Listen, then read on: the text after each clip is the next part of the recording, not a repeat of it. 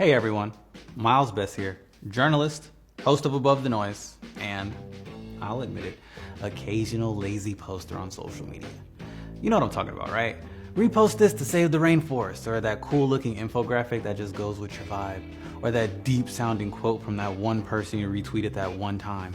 It takes you like 10 seconds to do, and you don't have to think about it for the rest of your day. Now, it goes by different names. Performative activism, slacktivism, clicktivism, performative wokeness, and it's usually defined as activism done to increase one's social capital rather than because of one's devotion to the cause. Now I translate that to basically, you're looking like you care, but you really don't. It's putting the spotlight on yourself, many times for those glorious, delicious likes, that clout. Now, a lot of people look down on performative activism as just empty, selfish gestures, and I totally get that. But is that always true? That's why I'm asking, when, if ever, does performative activism become real activism that legit benefits a cause? One of the core complaints about performative activism is that it's kind of virtue signaling, where you publicly express an opinion to demonstrate just how woke you are. Like when Pride Month comes around, and a bunch of people just slap rainbows on their profile pics, and then on July 1st, boom, it's gone. And when brands do this at the same time while they're trying to sell me like a toaster or something, it just irks me. Like it grinds my gears. Now, don't get me wrong. I'm not saying all activism that happens on social media is shallow and performative. There's lots of real, genuine people doing the work to make a difference in something that they truly believe in. I mean, Greta Thunberg is a social media rock star. She probably gets more likes in a day than I'll get in my whole life. And that's just something that I have to live with. But do I think that's more important to her than fighting tooth and nail to address climate change? No, I don't. From my perspective, she seems as genuine as they come. But that right there is the issue, isn't it? Labeling something performative or genuine is in the eye of the beholder, right?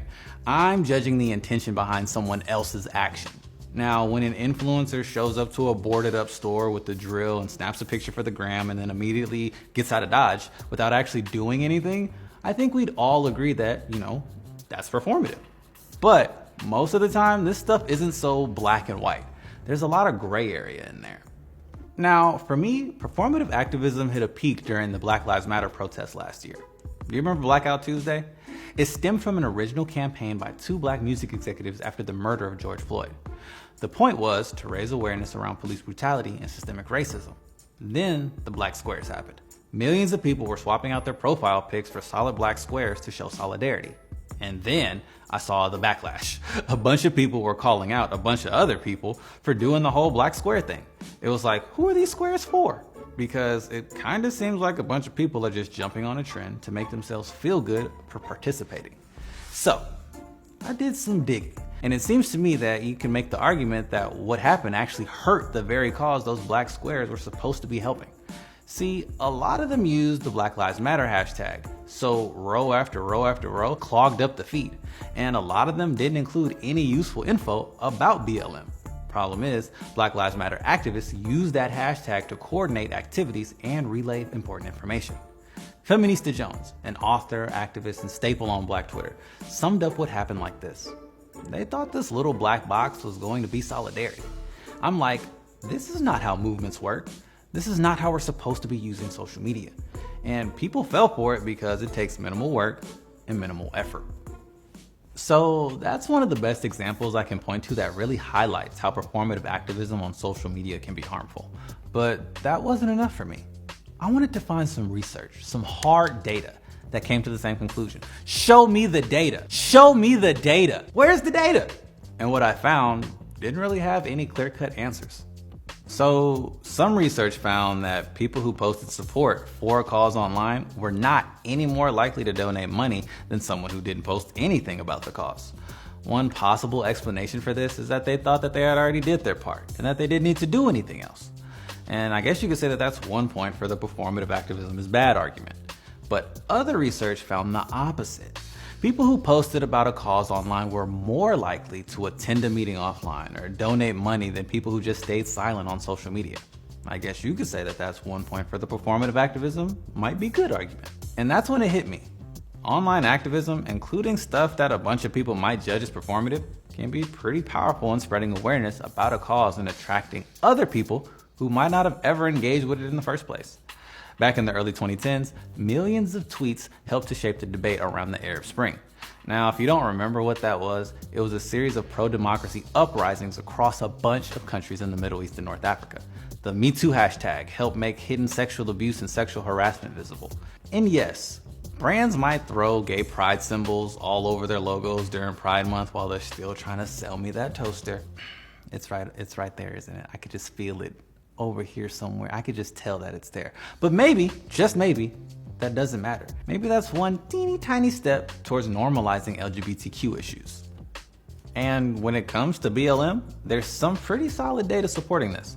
When George Floyd was murdered on May 25th, 2020, a large sample of Americans were asked, do you support or oppose the Black Lives Matter movement?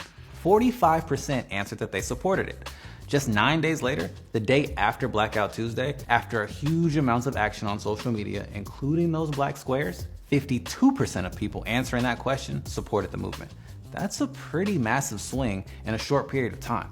Also, a popular site that processes online donations, much of which goes to racial justice causes, hit $41 million on Blackout Tuesday. That's double their previous record for one 24-hour period.